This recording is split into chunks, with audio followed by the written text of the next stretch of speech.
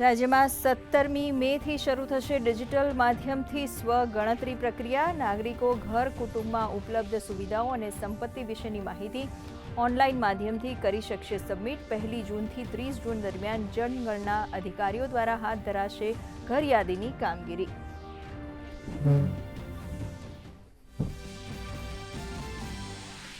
NTA NEET UG પરીક્ષા કરી રદ, CBI કરશે પેપર લીક મામલાની તપાસ।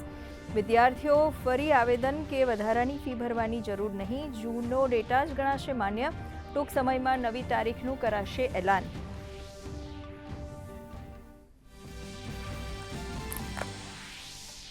હિમંતા બિસ્વા શર્માએ બીજી વાર આસામના મુખ્યમંત્રી પદના લીધા શપથ। PM મોદી, ગૃહમંત્રી અમિત શાહ, BJP રાષ્ટ્રીય અધ્યક્ષ નીતિન નવીન સહિત BJP શાસિત રાજ્યોના મુખ્યમંત્રીઓએ શપથ ગ્રહણ સમારોહમાં આપી હાજરી। અજંતાનીઓ, રામેશ્વર તેલી, અતુલ બોરા અને ચરણ બોરા મંત્રીમંડળમાં સમાવેશ। રાષ્ટ્રપતિ દ્રૌપદી મુર્મુએ આંતરરાષ્ટ્રીય નર્સ દિવસ નિમિત્તે નર્સ કર્મીઓને રાષ્ટ્રીય ફ્લોરેન્સ નાઇટિંગેલ પુરસ્કાર 2026 કર્યા એનાયત। રાષ્ટ્રપતિએ નર્સિંગ સેવાઓની કરી પ્રશંસા, કહ્યું પડકારજનક સ્થિતિ વચ્ચે ગુણવત્તાયુક્ત આરોગ્ય સંભાળ મામલે નર્સિંગ સ્ટાફનું યોગદાન મહત્વનું। પશ્ચિમ બંગાળમાં ચંદ્રનાથ રથ હત્યાકાંડ મામલે મહત્વના સમાચાર। CBI કરશે મામલાની તપાસ।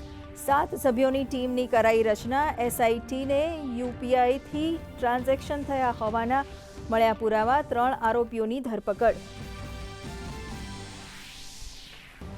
કેન્દ્રીય પ્રવાસન મંત્રી ગજેન્દ્રસિંહ શેખાવત અને કેન્દ્રીય રાજ્યમંત્રી સુરેશ ગોપીએ લીધી સ્ટેચ્યુ ઓફ યુનિટીની મુલાકાત। એકતાનગરમાં વિકસિત થયેલી વિશ્વસ્તરીય પર્યટન સુવિધાઓની કરી પ્રશંસા, કહ્યું સ્ટેચ્યુ ઓફ યુનિટી માત્ર એક પ્રવાસન સ્થળ નહીં, રાષ્ટ્રભક્તિ અને એકતાની પ્રેરણાભૂમિ।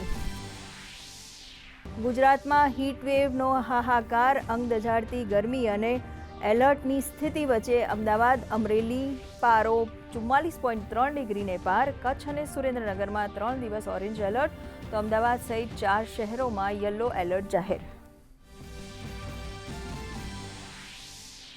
પશ્ચિમ એશિયા સંઘર્ષમાં સ્થિતિ યથાવત, ઈરાન અમેરિકા પોતાની હટ પર અડગ, તો મધ્યસ્થીની ભૂમિકા વચ્ચે પાકિસ્તાને ઈરાનના સૈન્ય વિમાનોને પોતાના એરબેઝ પર રોકાવાની પરવાનગી આપી હોવાનો અમેરિકા મીડિયાનો રિપોર્ટ। પાકિસ્તાને મધ્યસ્થ બનવા અંગે ઉઠાવ્યા સવાલ। પશ્ચિમ એશિયા સ્થિતિને પગલે ભારતીય શેર બજારમાં મોટો કડાકો। સેન્સેક્સ 1456 અંક નીચે સરક્યો। નિફ્ટી 23,400ની સપાટીથી નીચે બંધ। IT ઇન્ડેક્સમાં 3.5% સુધીનું ગાબડું। ડોલર સામે રૂપિયો 32 પૈસા નબળો। ક્રૂડ ઓઇલનો ભાવ $160 પાર।